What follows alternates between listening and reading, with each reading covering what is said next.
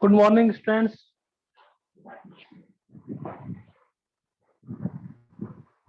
Raise your hand for attendance, please.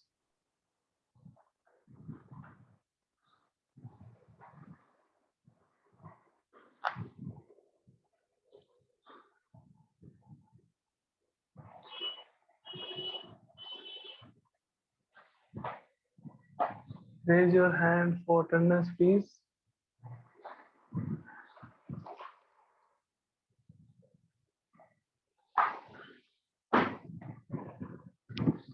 In previous class, we were discuss about the Bohr energy, है ना? Bohr energy के बारे में अपन discuss कर रहे थे और Bohr energy का फॉर्मूला देखा था. इसमें जो इलेक्ट्रॉन वोल्ट पर एटम.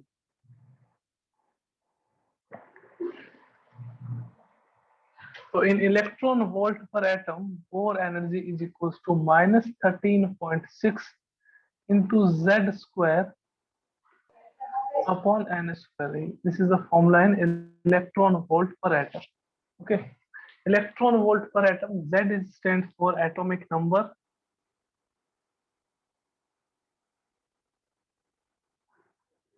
और n stands for number of shell.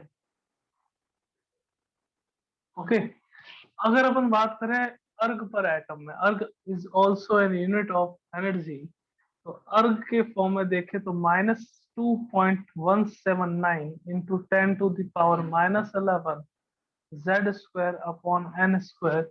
This is the formula of energy in erg per atom. अगर अपन जूल में बात करें तो 2.179 into 10 to the power minus 18 multiplied by z square upon n square. This is the unit, this is the formula of energy in joule per atom. So E is equals to minus 13.6 into z square upon n square.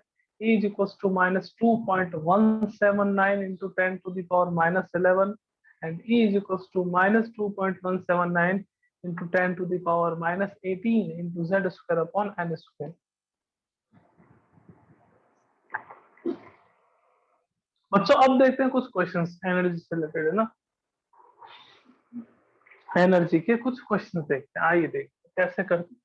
एक मैं आपको explain कर देता हूँ, उसके बाद जो है आप मेरे को सॉल्व करके उसके आंसर बताना. ओके, आइए देखिए कि मैंने आपको क्या कहा. यहाँ पे अपने पास एक एग्जांपल आ गया, that calculate ionisation energy of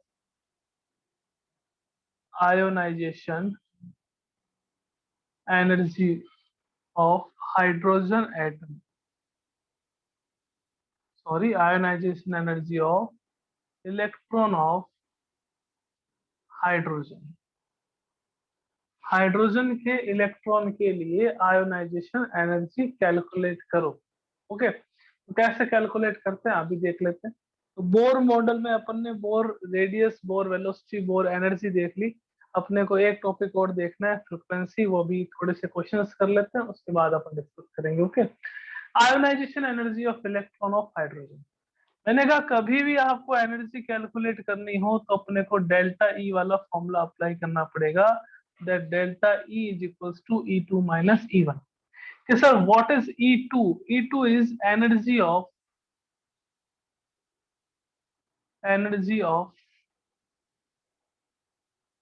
higher energy level, and what is E1? E1 is energy of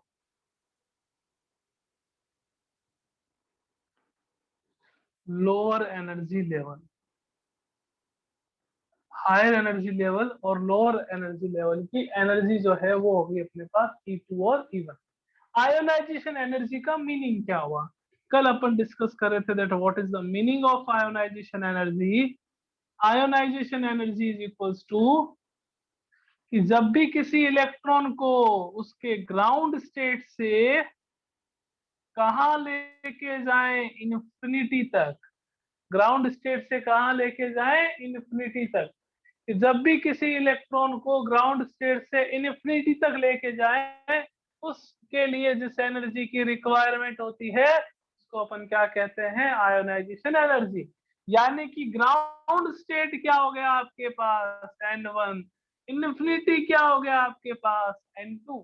formula लगाओ E1 का, E1 क्या आया माइनस का 13.6 जेड स्क्वायर, यानी कि जेड तो आपके पास हाइड्रोजन है तो जेड क्या होगा बच्चों 1, एन क्या आ गया आपके पास 1 आ गया।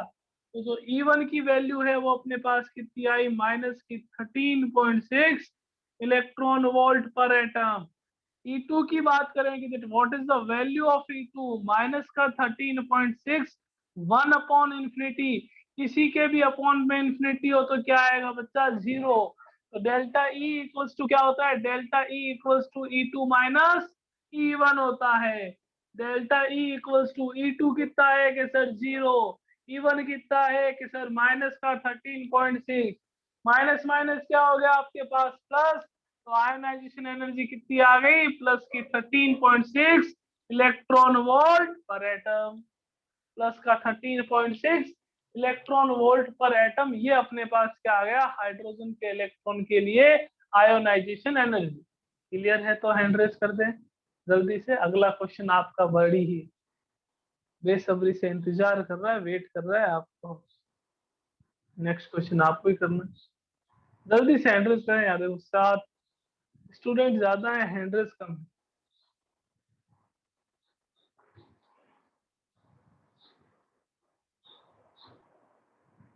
चलो कोई नहीं, उम्मीद करता हूँ कि जो नेक्स्ट क्वेश्चन है उसके आंसर के लिए हैंड रेज ज्यादा होंगे, है ना। नेक्स्ट क्वेश्चन है उसके आंसर के लिए हैंड रेज ज्यादा होंगे। चलो देख,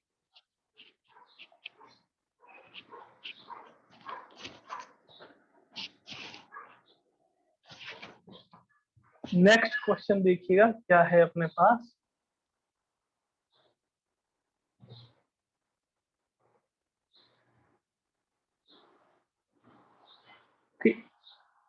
He प्लस का कोई इलेक्ट्रॉन है, हीलियम प्लस का electron, if an electron of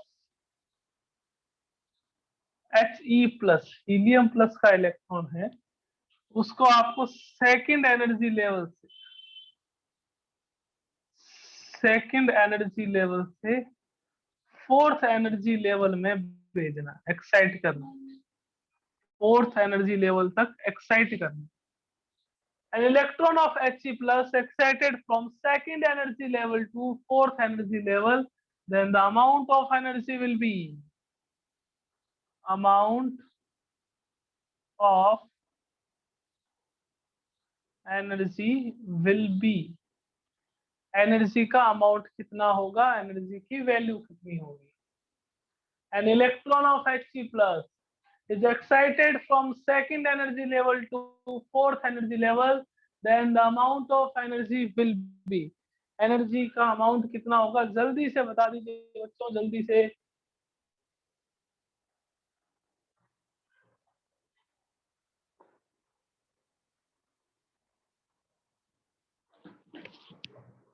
ten 10.2 10.2 okay. और क्वेश्चन,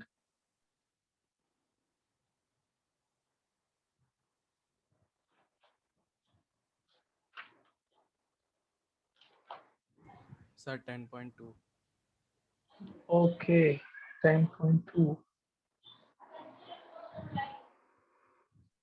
10.2 ओके। तो देखिएगा 10.2 आपको N1 गिवन है कितना, N1 अपने पास 2 है, N2 कितना है अपने पास कि सर N2 हमारे पास 4 है। ओके, और आपके पास Z कितना है, Z आपके पास 2 है। कुछ ही नहीं करना बच्चों, फॉर्मूला अप्लाई करना है। क्या अप्लाई करना है देखो, आपके पास फॉर्मूला अप्लाई करेंगे एनर्जी वाला, delta E is equals to E2 minus E1, E1 is equals to क्या होगा आपके पास, E1 is equals to minus का 13.6 into Z square 4 upon N square 4, N का स्क्वायर, एन की वैल्यू कितनी है 2 है, 2 का स्क्वायर कितना हो गया 4, कैंसिल आउट करेंगे, माइनस का 13.6 electron volt per atom. E2 देखेंगे अपन कि E2 कितना आएगा कि E2 इक्वल्स टू माइनस का 13.6 इंटू जेड स्क्वायर 4, एन का स्क्वायर कितना आ गया 16, एन का स्क्वायर कितना आ गया अपने पास 16, कैंसिल आउट करा 4, ये कैंसिल आउट करा 3.4 टाइम कितना आया बच्चों minus 3.4 electron volt per atom. Okay, अब अपने को डेल्टा ई कैलकुलेट करना है।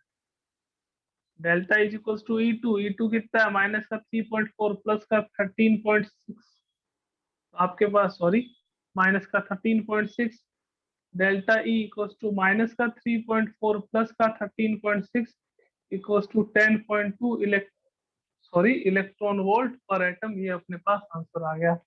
इसके लिए कि Hg प्लस का इलेक्ट्रॉन है, सेकंड एनर्जी लेवल से फोर्थ एनर्जी लेवल में जाता है, तो आपके लिए जो एनर्जी की रिक्वायरमेंट है वो आपके पास 10.2 इलेक्ट्रॉन वोल्ट पर एटम। एक बात और बता दें आपको बच्चों इंपॉर्टेंट, कि अगर आपने 10.3 दी, 10.4 दी, 9.8 दी, तो इलेक्ट्रॉन कहीं नहीं जाएगा, ग्राउंड स्टेट में देगा।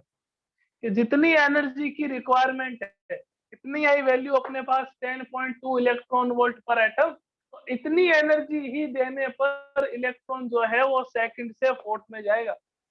अगर आप कह दो कि सर हम 10.10 दे देते हैं तो क्या पता फिफ्थ में चला जाए, है ना, तो फिफ्थ तो छोड़ो, वो फोर्थ में भी नहीं आएगा, वो हमेशा क्या रहेगा आपके पास ग्राउंड स्टेट में रह जाए।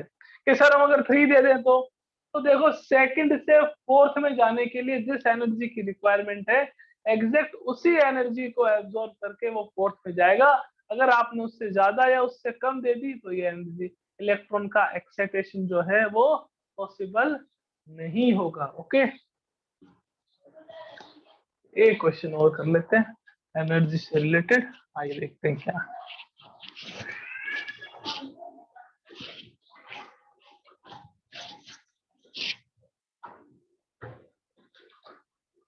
For electron of hydrogen,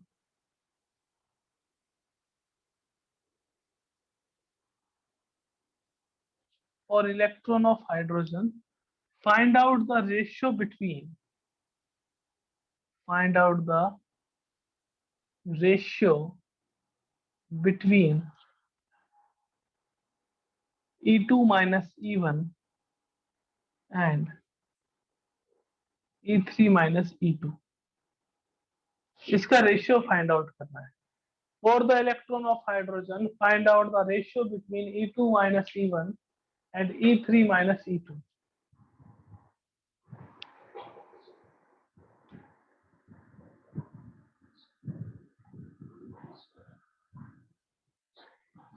जल्दी से बच्चों अपना हैंड रेज करें। सर हो गया answer. Find out the ratio between E2 minus E1 and E3 minus E2 for the electron of hydrogen.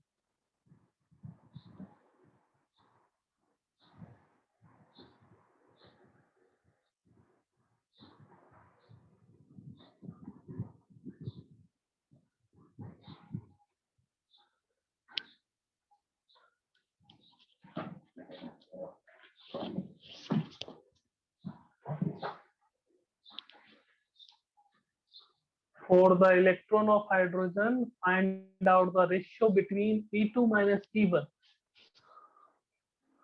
and E3 minus E2. इसका रेशियो बताना, जल्दी से बता दो बच्चों क्या रेशियो है।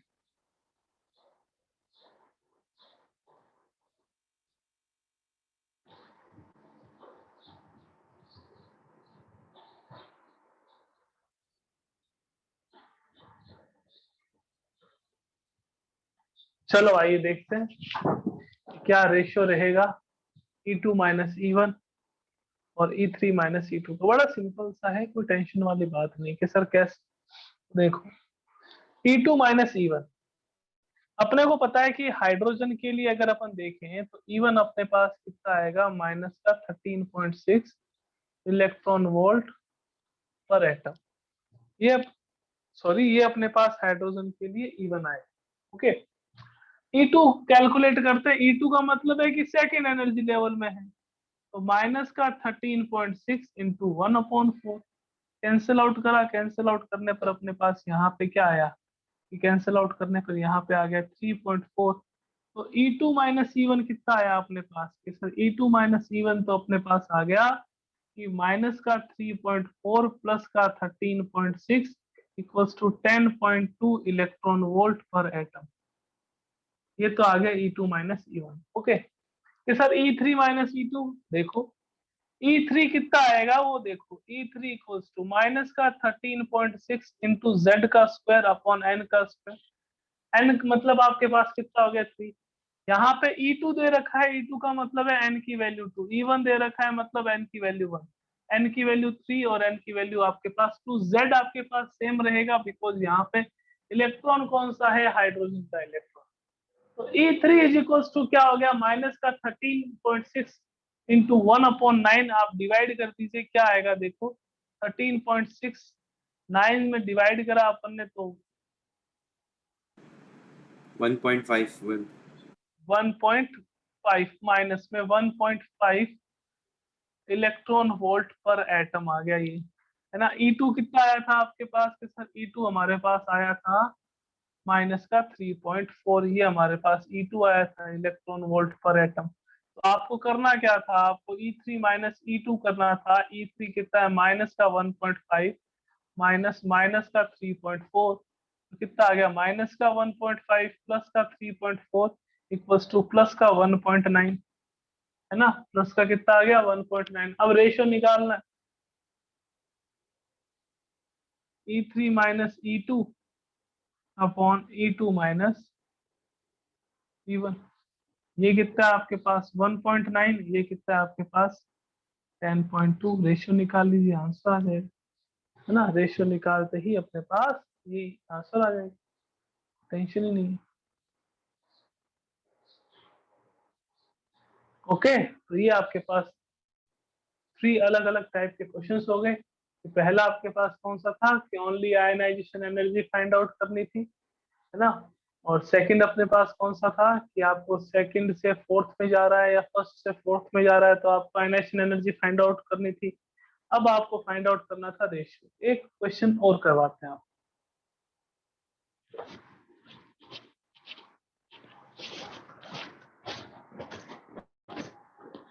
एक क्वेश्चन और ले लेते हैं, कौन सा है देखिएगा।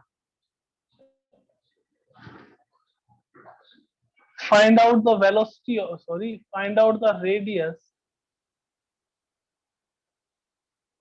of electron of Li plus 2 in its second excited state।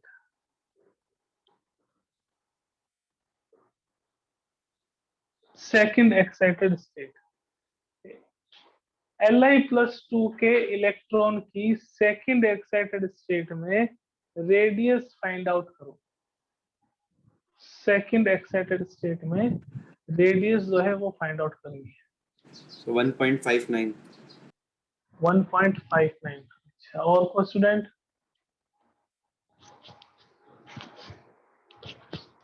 जल्दी से हैंड रेज करें अपना, अगर किसी का आंसर आया हो तो। आहाना, अभिवर्धन, आयुष्मान, अपेक्षा, भावेश, जल्दी से हैंड रेज कर दें। सेकेंड एक्साइटेड स्टेट में आपको Li प्लस 2 के इलेक्ट्रॉन की रेडियस फाइंड आउट करनी। सर 1.65 आ रहा है। Okay, excuse me sir, yes, 1.59 sir. Sir okay 1.5 okay okay okay, आइए चेक करते हैं अपन। तो देखिएगा, सेकेंड एक्साइटेड स्टेट की बात कर रहे हैं, है ना। Second excited state Li plus 2 है आपके पास। अपन देखेंगे सबसे पहले कि n की वैल्यू क्या है। ये आपके पास क्या है, ये शेल है। Li प्लस 2 मतलब उसमें एक ही इलेक्ट्रॉन है। लिथियम में टोटल इलेक्ट्रॉन्स कितने होते हैं, 3, 1 ही इलेक्ट्रॉन। ये आपके पास इसकी कौन सी स्टेट है, ये आपके पास इसकी ग्राउंड स्टेट है। कौन सी स्टेट है, ग्राउंड स्टेट। आपने ये देखा तो ये इसकी कौन सी एक्साइटेड स्टेट होगी, first excited state. This is first excited state. और ये कौन सी स्टेट होगी इसकी? Second excited state, second excited state होगी इसकी। ओके, अब Li+2 के सेकंड एक्साइटेड स्टेट, यानी कि जो n है उसकी वैल्यू कितनी आ गई आपके पास? 3। z की वैल्यू भी आपके पास कितनी है? 3। तो देखिएगा फॉर्मूला लगाएंगे रेडियस का कि r is equals to 0.529 into n square upon z angstrom. r is equals to 0.529, n का स्क्वायर 9 अपॉन आपके पास कितना आ गया? 3। कैंसिल आउट करा 3 टाइम, तो r is equals to 0.529 multiply करेंगे 3 से, तो अपना आंसर क्या आ जाएगा? 7, 8 और 1.5 एंगस्ट्रॉम, ये अपने पास आंसर आएगा ना। ठीक है, तो आपके सही आंसर सेकंड एक्साइटेड स्टेट। तो बच्चों आपको देखना था कि सेकंड एक्साइटेड स्टेट का मीनिंग क्या होता है। ओके, अब ऐसे क्वेश्चन अगर यूं आ जाए,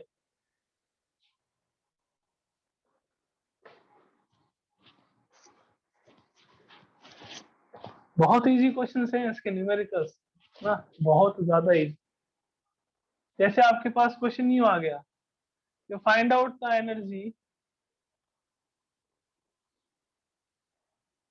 energy for the electron of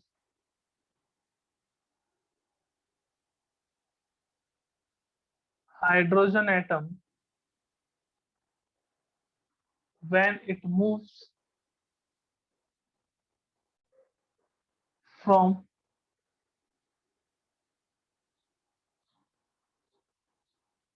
second excited state to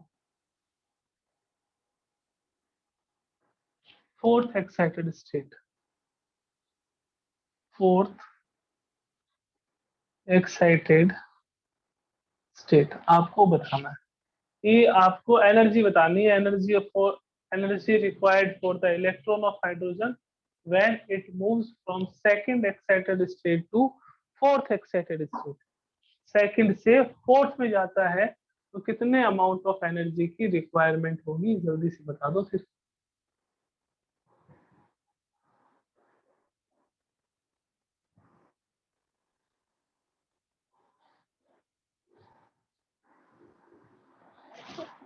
Find the energy for the electron of hydrogen when it moves from second excited state to fourth excited state.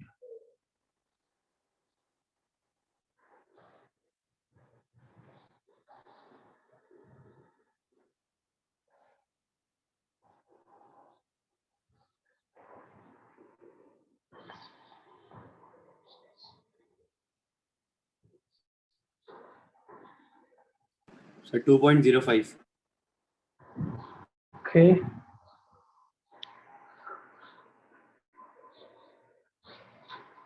Second excited state means n की value 3, fourth excited state मतलब n की value 5 है ना।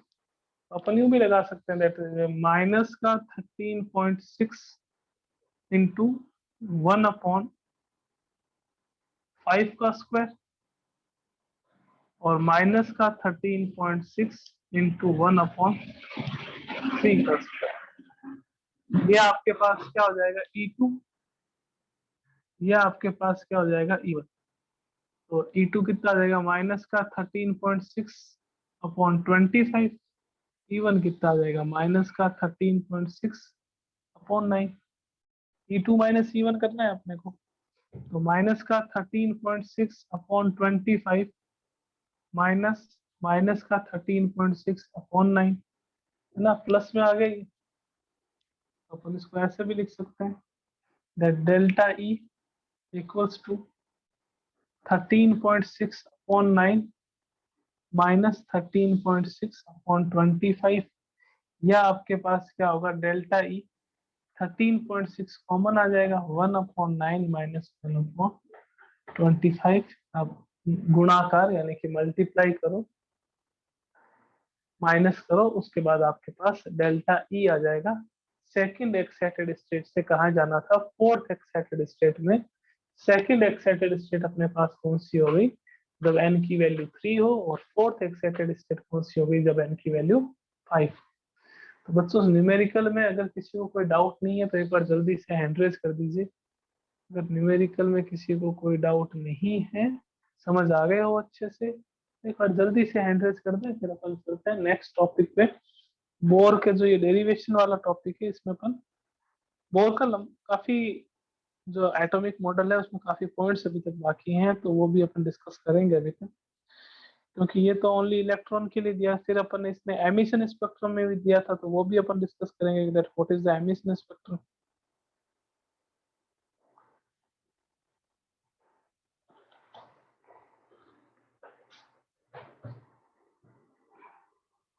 तो चलो clear है तो चलते हैं आगे नेक्स्ट टॉपिक पे। नेक्स्ट टॉपिक अपने पास क्या आता है, फ्रीक्वेंसी, इलेक्ट्रॉन की फ्रीक्वेंसी देखनी, फ्रीक्वेंसी कैलकुलेट करनी।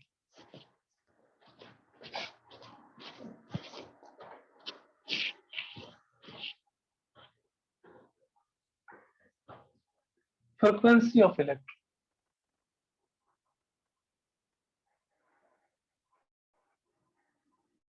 Frequency of electron, or we can say that number of revolution of electron in a shell, यानी कितने रिवोल्यूशन करता है कोई भी इलेक्ट्रॉन किसी भी शेल में, तो उसको अपन क्या कह देते हैं, फ्रीक्वेंसी कह देते हैं। तो फ्रीक्वेंसी का फॉर्मूला क्या होता है, फ्रीक्वेंसी का फॉर्मूला होता है वेलोसिटी अपॉन सर्कमफेरेंस। के सर ये कैसे, तो इलेक्ट्रॉन तो रिवॉल्व कहाँ करता है, सर्कुलर पाथ पे तो रिवॉल्व करता है, सर्कुलर पाथ पे रिवॉल्व करता है, मतलब उसकी क्या होगी वेलोसिटी, उसका क्या होगा सर्कमफेरेंस। यानी कि फॉर्मूला क्या हो गया, v upon 2 pi R, v upon 2 pi R. Circumference का फॉर्मूला क्या होता है 2 पाई आर। v की बात करें तो v आपने ही बताया था मेरे को कि सर 2 पाई square z e upon NH होता है, 2 पाई स्क्वायर z e अपॉन आपके पास क्या होता है NH, ये आपके पास वेलोसिटी का फॉर्मूला हो गया। ये होता है ना, आपको पता है, आप लोग उसी दिन से पढ़ रहे हो। रेडियस का फॉर्मूला अपने को पता है क्या होता है, n square h square 4 pi square, है ना, 4 pi square z e square m, ये आपके पास क्या होता है रेडियस का फॉर्मूला होता है।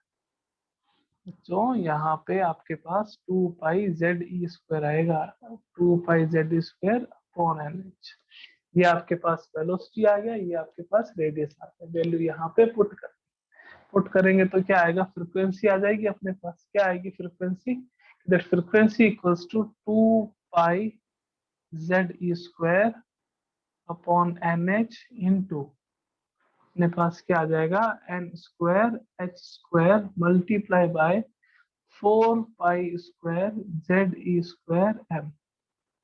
ओके, देखिएगा बाकी सब चीजें कांस्टेंट हैं, इसके अलावा जिसको अंडरलाइन कर रहा हूं उनके अलावा बाकी सब चीजें कांस्टेंट है। कांस्टेंट कौन नहीं है, एक तो एटॉमिक नंबर नहीं है और एक नंबर ऑफ शेल नहीं है। तो फ्रीक्वेंसी इज इक्वल्स टू क्या आ जाएगा, directly proportional to the Z square upon क्या आ जाएगा अपने पास एन क्यूब। कि सर क्यूब कैसा आया, देखो यहाँ पे क्या है आपके पास एन स्क्वायर है, यहाँ पे क्या है एन क्यूब है, तो f is directly proportional to the Z square upon N cube, और we can say that f1 upon f2 is equals to z1 square upon n1 cube multiply by z2 square, और यहाँ पे multiply आ जाएगा n2 cube.